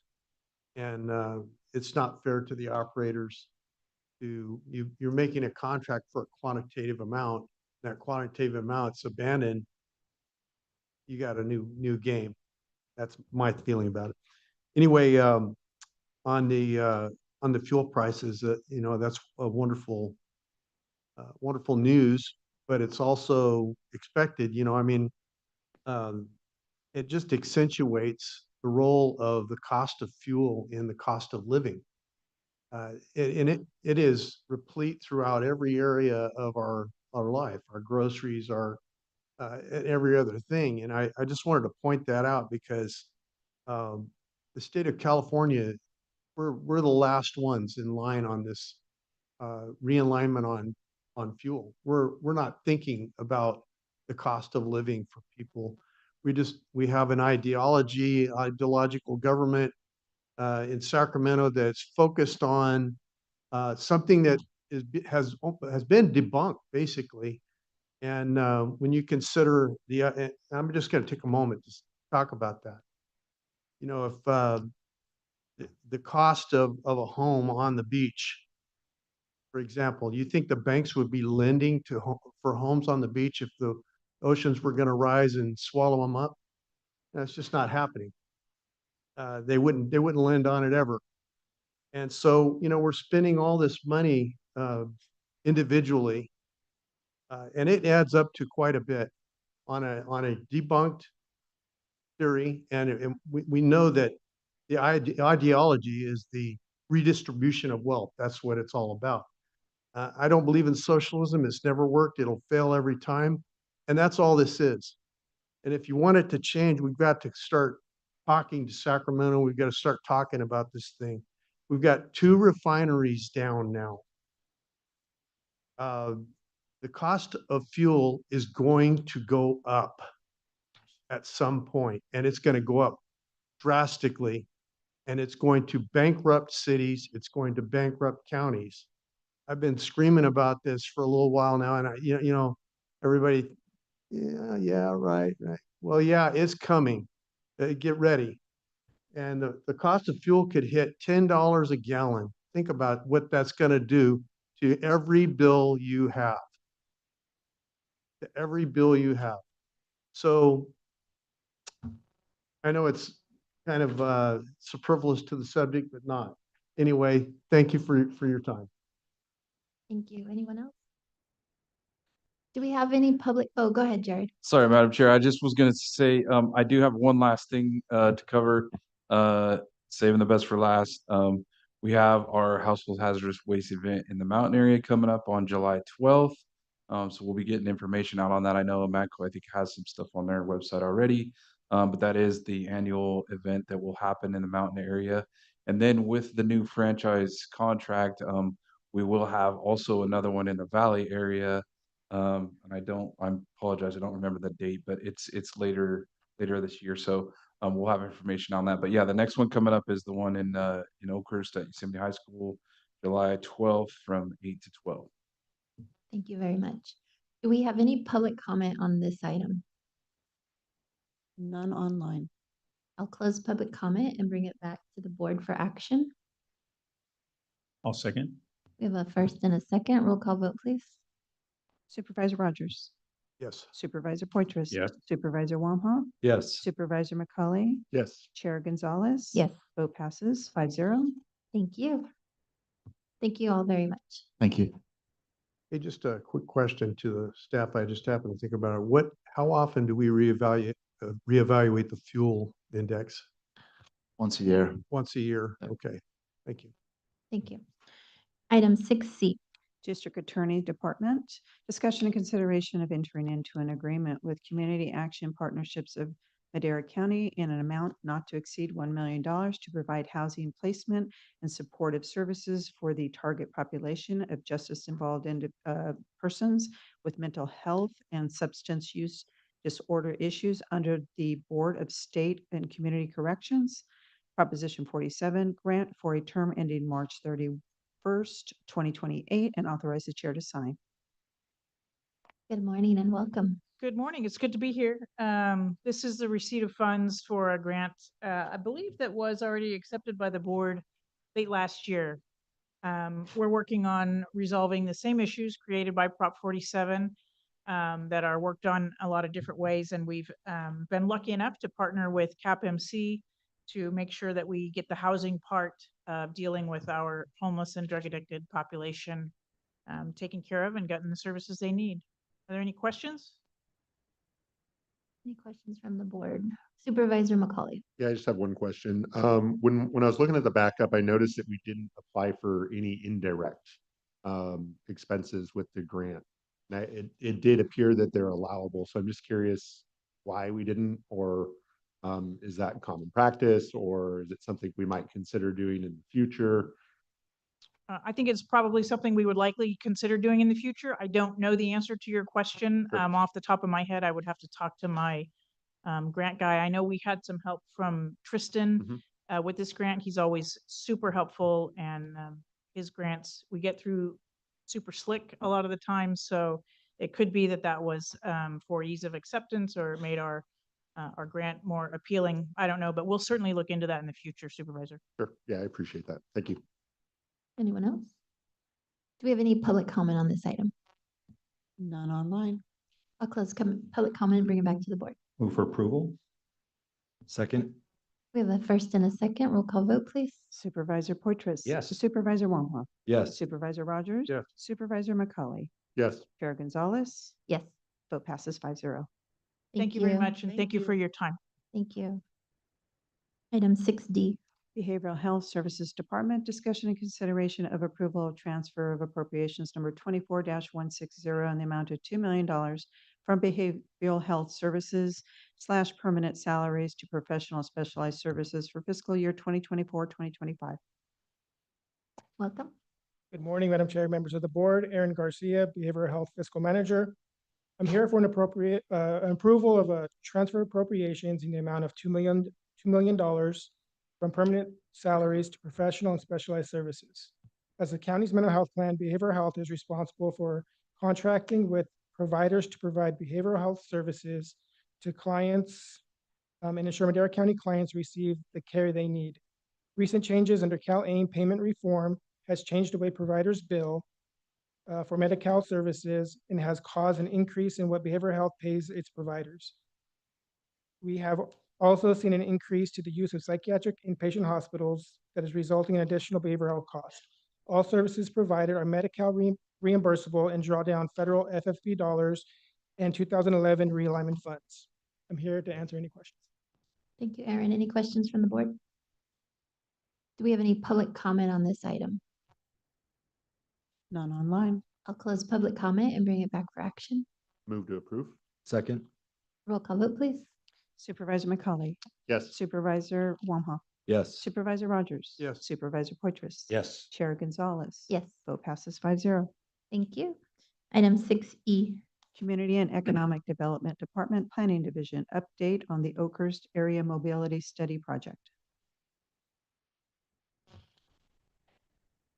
Welcome. Welcome, Jamie. Welcome to the Thank you. Good morning, Madam Chair, members of the board. Jamie Bax with Community and Economic Development. I did want to introduce also a couple of members of our team working on this particular project. With me is Sam Roche from my office. Also Amber Collins, who will be going through the PowerPoint presentation from Mark Thomas.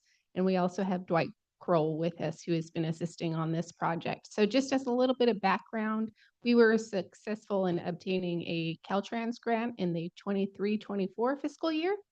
So we've been working through that, and this is just kind of an update of where we are with the mobility study.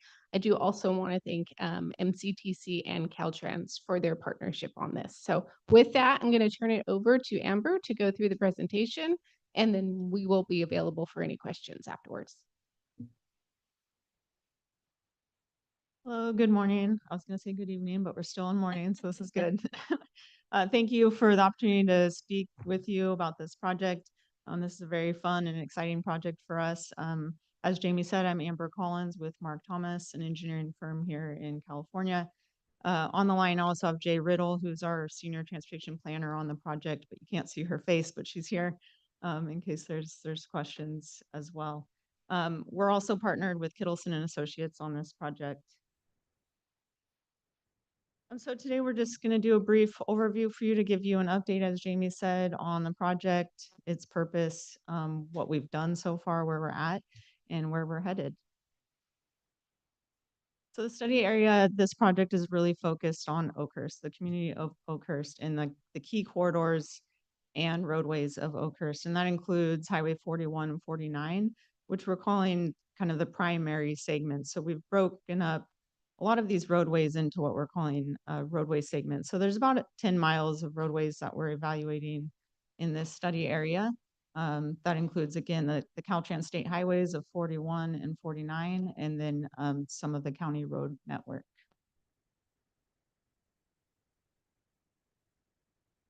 So really the goals here, as Jamie had mentioned, this is a Caltrans funded project through a Caltrans planning grant, as well as the Madera County Transportation Commission also provided some funding to support this project.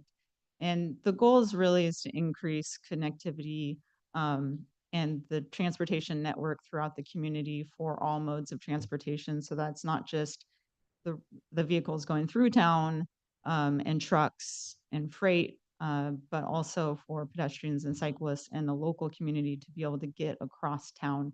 And as you're aware, if you know Oakhurst well, highways 41 and 49 can sometimes serve as barriers to the local community to accessing the various destinations in the community, and also the businesses along the highways as well. So the key goal is really safety and circulation for all modes.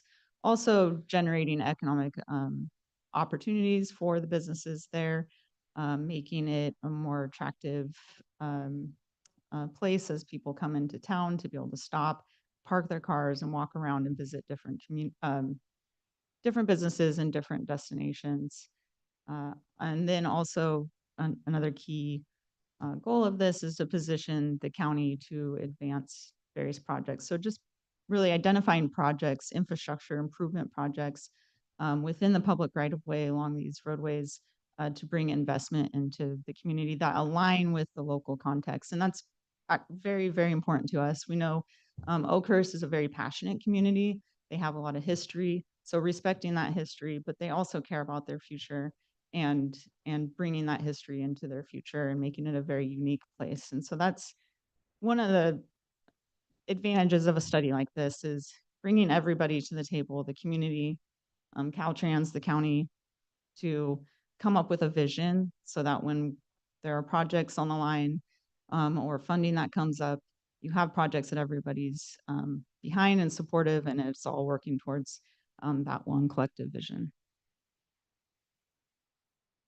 So we did a pretty thorough existing conditions analysis, really focused on, again, safer streets for all modes, improving emergency access, really identifying and looking at the parking. We know that this is a main street.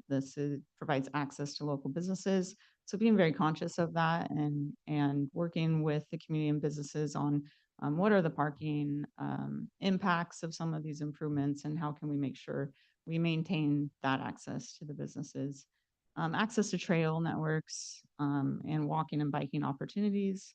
And then you also have transit, as well as bus access along the way, and then wayfinding and signage. So as travelers come into town, how can they find parking and make sure they stop and know that there's businesses and destinations in this town as they go through. We know this is a gateway to Yosemite as well.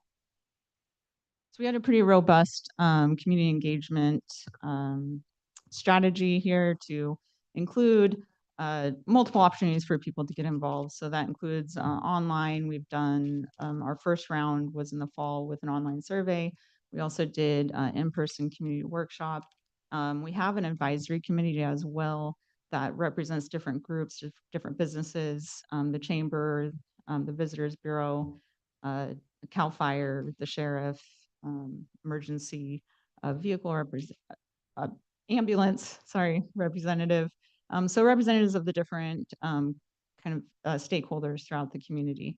And then we did some focus group meetings with local businesses.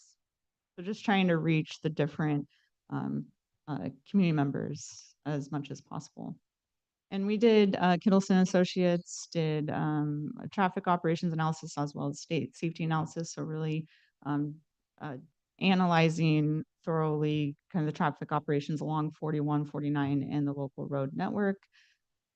Doing that, we did a preliminary traffic operations analysis, but acknowledging and recognizing that a lot of your heavy traffic is in the summer when people are going up to Yosemite. So we are also going to supplement what we've done so far with some additional traffic counts when the traffic is, you have high tourist traffic to see where there might be some congestion issues at certain particular intersections or other safety issues that might come up during that time that we did not identify.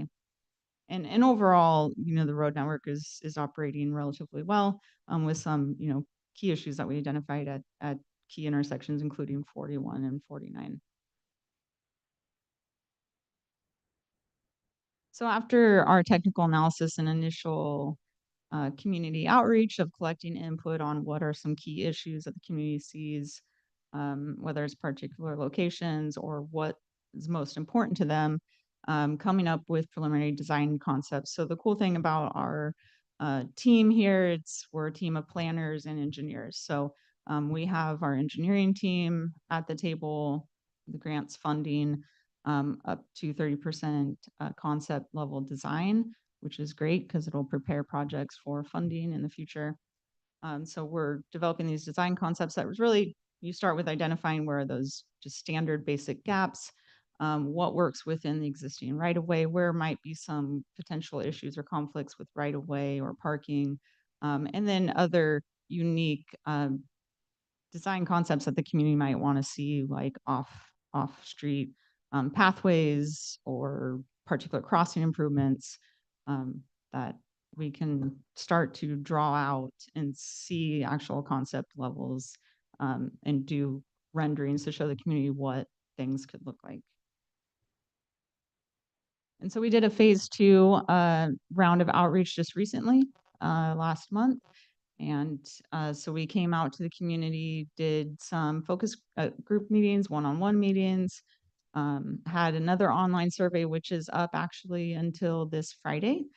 So if you, there's a project website on the community developments, Madera County's community development website, and that's up till the 20th. And we did some additional tabling. So we have one more round of outreach after this next phase. Oops, sorry. Skipping ahead. So some of the main results, things we've heard from the community is obviously completion of sidewalks. There's a lot of sidewalk gaps where sidewalks just end. And it's kind of difficult to continue your trip when you're walking on the side of the road in really kind of wonky situations up there. Crosswalks, pedestrian signage, traffic signal preemption. So emergency access is clearly a big issue up there with the fire hazard danger. So maintaining emergency access and evacuation access is one thing that we've been very conscious of and working with the local emergency responders on some solutions. And vegetative management, and then street signage. And so our next steps here, we're entering kind of our third phase. of, again, kind of refining some of those design concepts, coming up with some actual visuals of what these concepts could look like, and then prioritizing kind of those improvements along the different roadway segments. So when you're seeking grant funding or working with Caltrans, I know, it's an opportunity when Caltrans comes through with a project to show them your plan and try to get them to incorporate improvements that the community has identified. And our next round of outreach is in the fall. So we have some tabling identified at the Fall Festival in October, and we'll do another workshop and then hopefully wrap this up in the winter and be back here to hopefully present some recommendations. And I'll hand it back to Jamie. Thank you. Thank you.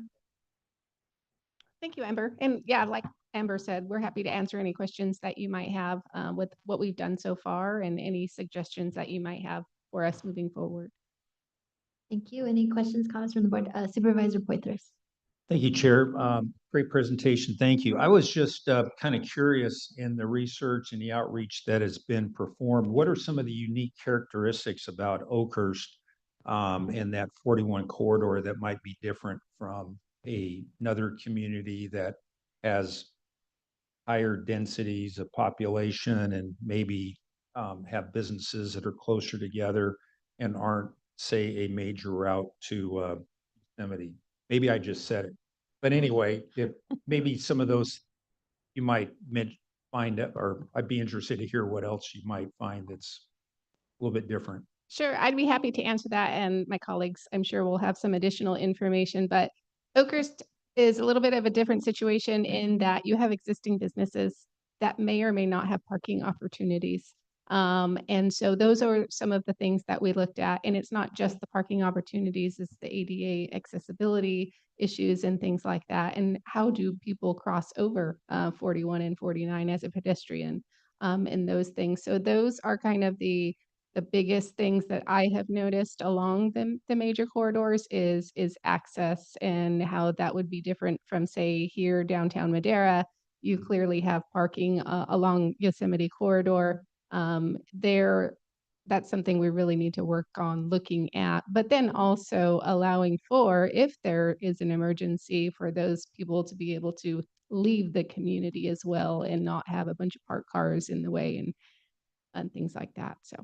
Right. Yeah, I would see that as probably the major things, the evacuation routes and the parking, because over the last few months, I've had a chance to spend some time up in the 49 country, up around Sonora and so forth. And all these little communities, they have these little historic districts that are 4, 5, 6, 7, 8 blocks long. And once you get to the end of that, you don't really care to go any further. You want to turn around and come back. And so it's really about a 4 to 8 block, quote unquote, walkable community where I don't see the characteristics here in Oakhurst. I don't see, there's not what I would call big, housing projects and so forth that are subdivisions that, people are going to say, oh, let's walk downtown. Well, your walk's about a mile. So that's not considered probably walkable. Plus the businesses aren't close by. But if I'm a business owner, I'm going to want to catch all the traffic I get off of 49. And so how can I make that more accessible? The restaurants, the hotels and motels and things of that sort. They're not all these little, they have these little cutesy shops, but they're, a half mile apart. So it's again, very different. I know it's just a buzzword that really bugs the heck out of me whenever I go to meetings in Sacramento and you hear all about this transit oriented development and you want everything, to fit this little Soviet style model. And I noticed that walkable community, hey, and it's kind of like, well, I don't know about that. I think it's more about if I'm a business owner, I want my business to be more accessible for that drive-through traffic. So anyway, thank you. Thank you. Thank you. Supervisor McCauley. Yeah, I think one thing that's pretty unique about the Oakhurst area is that really between 426 and the north end of town, the community's kind of caught in limbo. And what I mean by that is, full build out of 41 is really requires a 5-lane road going through what one would consider to be downtown Oakhurst. And I don't know how many of those cutesy little 49 towns that you went to had 5-lane roads going through the middle of the town, but I don't imagine it was very conducive to walking around. They have none. And really, Yeah. if we were going to work towards full build out of 41, the county or the state would be looking to acquire property, likely buildings. Those parking issues would be exacerbated. And that's why one of the things I've really been pushing through this mobility study is what we call a road diet. Caltrans seems pretty agreeable to it, but it's essentially the concept that we don't need a full 5-lane road going through Oakhurst. We could probably do with a 2-lane road, maybe a center turn lane and some nice walking paths and additional parking. So I'm hopeful that's something that will come out of this study, is a new vision for what 41 should look like through Oakhurst. Because at this current time, if you're heading north past 426, you've got 4 lanes, and you go down to 2 lanes, and then you go back to 4 lanes, and then you go back to 2 lanes, and then back to 4 lanes. Really, it just creates more issues with traffic flow. So just having 2 lanes all the way through, I think, would make a lot more sense. But that's just my 2 cents. So I'll hold there. Thank you. Anyone else? Do we have any public comment on this item? None online. Mhm. And I believe this was just an update, so there's no action required. Thank you very much. It was. Thank you. And thank you for the input. And we'll be sure to incorporate those comments as we move forward. Thank you. Thanks, everybody. Thank you.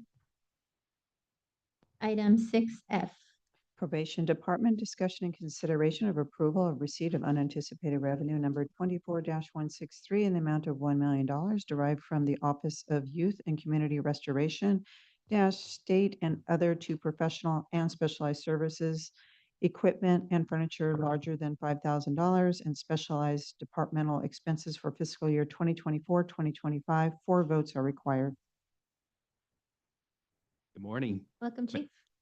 Madam Chair, members of the board. Chris Childers, your Chief Probation Officer. Pleasure to be here. I'm here to answer any questions, but just before, if you might have any, I just want to give you a profile of where the money's going and where it came from. Where the money's going is typically a youth who is going to be 18 to 25, who was adjudicated by the court locally and committed to our juvenile hall for a period of number of years. These youth are the same youth that were being sent to the state until the state decentralized, closed their doors, and realigned back to the local communities. These youth have committed a serious or violent felony. They typically serve 3 to 5 years at juvenile hall, and when they're released, they spend up to 12 months in transitional living, or what we call less restrictive placement. So they get released back to the community. This $1 million was applied for last year and was granted. We received it from the State Health and Human Services division of OYCR, which is the Office of Youth Community Restoration, for that specific purpose. So the lion's share of the money is being used for transitional housing. The other lion's share of the money is going to educational costs, if there's any that are encumbered, if there's any cost for employment during internships, the cost for equipment, clothing, and as such, that money goes for that. So all the money do go to the youth to transition back home and be on their own. I'm available for any questions. Thank you, Chief. Any questions, comments from the board? Do we have any public comment on this item? None online. Let's public comment and bring it back for action. Move for approval. Second. We have a first and a second. Roll call vote, please. Supervisor Poitras? Yes. Supervisor Rogers? Yes. Supervisor Wamhaugh? Yes. Supervisor McCauley? Yes. Chair Gonzalez? Yes. Vote passes 5-0. Thank you very much. Thank you. Great week. Item 6G.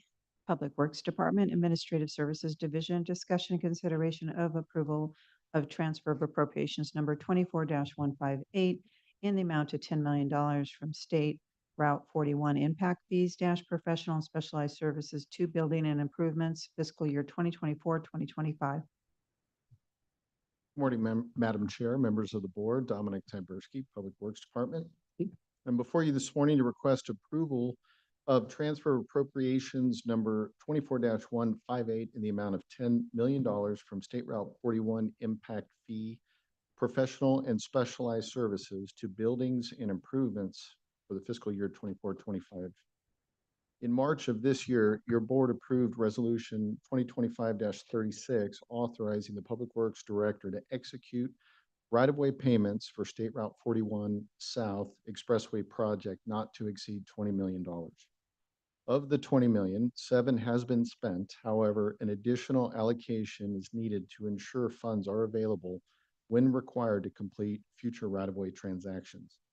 This action does not modify the $20 million expenditure authorization your board provided to the Public Works Director, which would need modification should the total amount of right-of-way needed for this project exceed that. So at this point, be happy to try to answer any questions you may have. Any questions or comments from the board? Do we have any public comment on this item? Seeing None none, online. I will close public comment and bring it back for action. Move to approve. Second. We have a first and a second. Roll call vote. Supervisor Wamhaugh. Yes. Supervisor Portress. Yes. Supervisor Rogers. Yes. Supervisor McCully. Yes. Chair Gonzalez. Yes, Vote passes 5-0. thank you. Thank you. And finally, item 6H. Social Services Department, discussion and consideration of entering into an agreement with Community Action Partnerships of Madera County in the amount not to exceed $524,394.43 to administer a street outreach program serving the County of Madera, aimed to reduce homelessness for a term beginning May 1st, 2025 through April 30th, 2028, and authorize the chair to sign. Thank you. Welcome, Deborah. No. Okay, sorry. So good morning, Chair Gonzalez and the Board of Supervisors. Deborah Martinez, Director of Social Services. This item is funded by the California Housing Assistance Program. We are on version HAP 5. This is similar to the item that was approved by your board last month in regards to RH Builders, specifically for Eastern Madera. And this program, this agreement, if approved, is to serve all of Madera County. Is there any questions? Questions, comments from the board? I think the one question I have, and I preloaded last week when we pulled this item, was when I reviewed the backup on the RH Builders, they had included in their spending plan some contributions from, I think it was Medi-Cal, some reimbursements they were going to be receiving. But I just wanted to check in and ensure that CAPMC set up to be applying for those same reimbursements, so that way we can extend the life of the program as long as possible. Okay, sure. Maddie? Good morning. Almost. Supervisor, we've looked into CalAIM. We've looked into applying as a nonprofit, as a provider. It is a very difficult application, but that doesn't stop us from referring to those who can. So what we've done and what we're currently doing is we refer to RH Builders, and where they can bill for those activities, we refer the client to them, and then they serve them and then bill Medi-Cal. So why I feel it is cumbersome to apply for a provider, I also feel like it's double dipping. So when CAPMC provides a service, receive maybe funding from HUD, and I don't want to prolong this, but if I have the monies to provide that service in a HUD application, and then I'm a provider for Medi-Cal, and I'm taking that 5 minutes, carving it out, putting a Medi-Cal diagnosis with it, and then billing it to the state, I'm already receiving the funding from, say, HUD to provide that particular service for a homeless individual.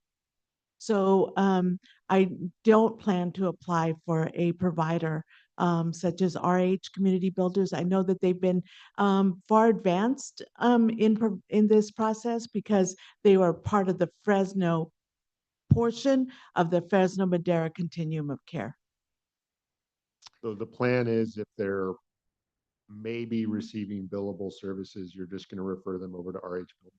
We refer them to that Medi-Cal provider, which could be HealthNet, Calviva, or Kaiser, because they have programs within, they have staff within their programs to provide those direct services. Or if it's like a navigation services that they're eligible for, we will refer. But if we can do it with our funding, we will do it automatically with the funding we receive from, say, HUD or the allowable costs under this HAP application.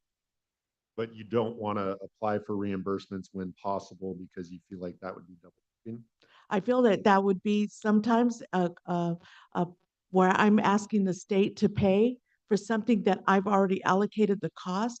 Because you have to remember, CAPMC is a nonprofit, so we rely on our drawdowns. Becoming a Medi-Cal provider, we have to bill and wait for that payment.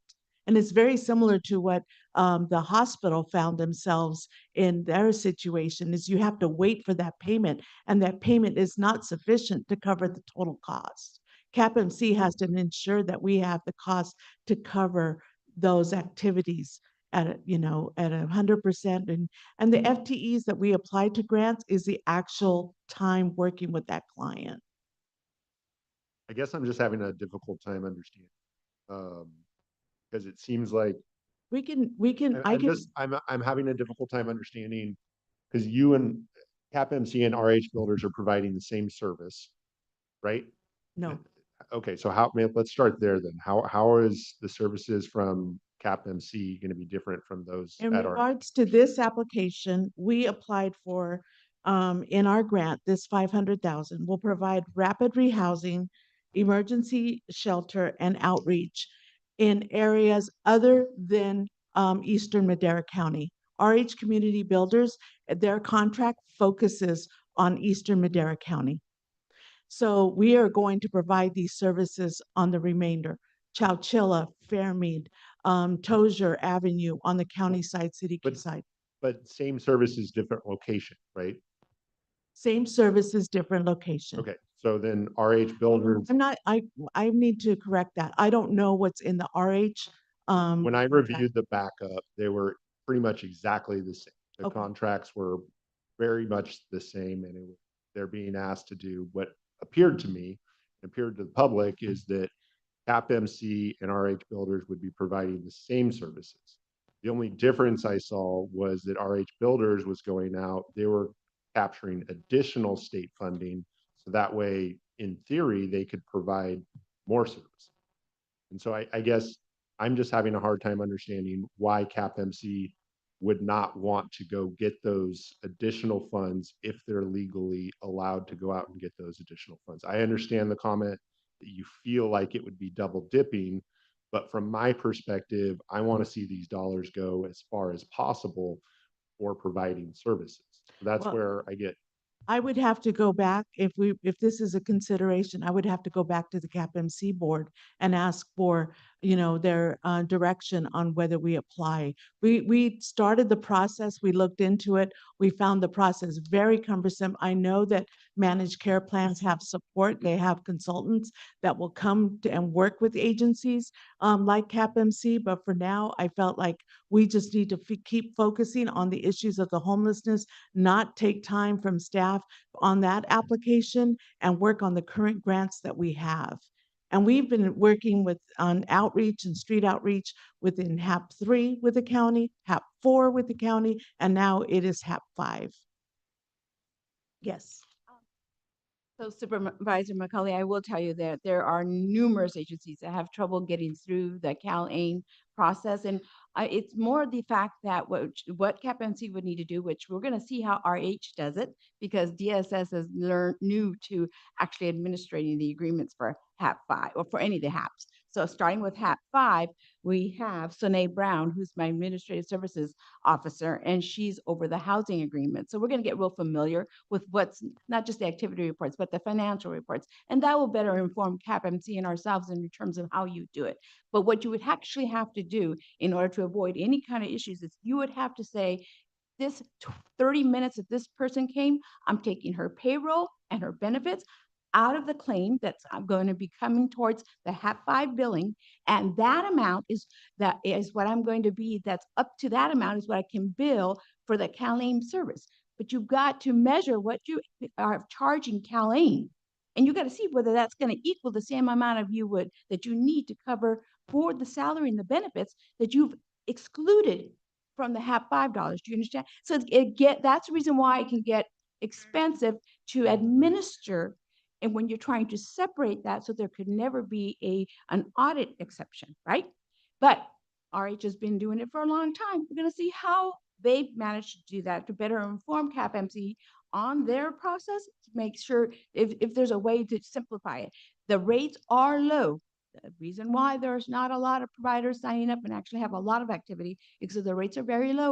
You got to look to see what your costs that you're taking away from the grant from HAP 5, if it can be reimbursed from the CalAIM reimbursement rates. That we would definitely be looking into, because I understand maximizing the dollars is what we all want to do. But the concern is, I think, just more plainly, sorry, because you did a very good job of explaining it, but I think the concern is that CalAIM is not paying enough to report the expenses that we would be reporting. The cost may not equate, and we know this from, I've had thousands of conversations on CalAIM. I feel very strongly about CalAIM, as a lot of people might know about me, and it's not the mainstream. I'm not I'm in favor of a lot of the processes, but so you have to evaluate the rate based on your cost avoidance that you can't through our grant, and see whether or not they equate. Okay. The big So, drop. I'm hopeful, I guess, CAPMC will continue to see what's going on with RH Builders, and if there is opportunity there, you're going to continue to evaluate. Okay. We will. Thank you. We'll make note. Thank you. Supervisor Wamhoff. I just wanted to say thank you for the follow-up conversation and discussion and clarification that the backup didn't necessarily provide as far as what type of service street outreach was, because Exhibit A, it outlined what is going to happen, but it didn't really specify how it actually gets implemented on the street level. So I just wanted to say thank you for that. Thank you. Do we have any public comment on this item? Madam Chair, may I say something else? I yes, think please. I invite the board to look at the MOU. It's called Heart Madera. And that's going to be a task force, and it is going to provide some real concrete information. And it's a MOU between led by Behavioral Health and MSO, but DSS and CAPMC are on board, and these are going to be the first co-location. So, all the work from a town hall meeting years ago to now is coming together.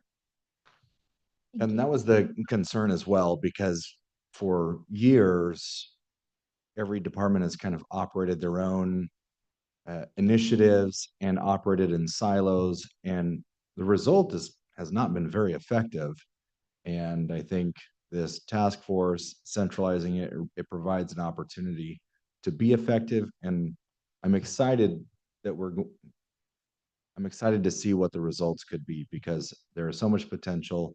And I feel like there has not been a lot of great effective work, I think, due to because these departments have been operating in silos and have been attacking the same mission, but not coordinating and working together. And I think this is a great opportunity.